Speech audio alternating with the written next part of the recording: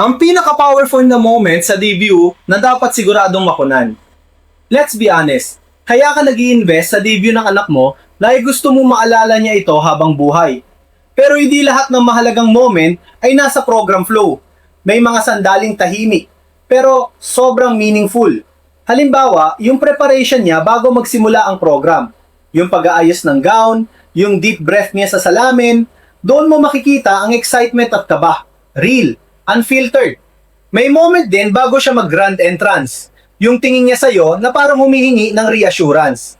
Isang maliit na nudge lang, pero malaking bagay sa kanya yon. Habang ongoing ang program, bantayan mo rin ang reactions mo. Oo, ikaw. Dahil balang araw, mas gugustuhin niyang makita kung gaano ka ka-proud kaysa sa kung gaano kaganda ang centerpiece. At pagkatapos ng event, yung tight hug niya habang sinasabing thank you. Madalas, hindi ito nasa spotlight. Pero ito ang pinakatotoo. Very important tip para sa'yo, i-brief ang photo-video team na hindi lang highlights ang mahalaga, pati quiet in-between moments. Doon nabubuo ang totoong story ng debut niya.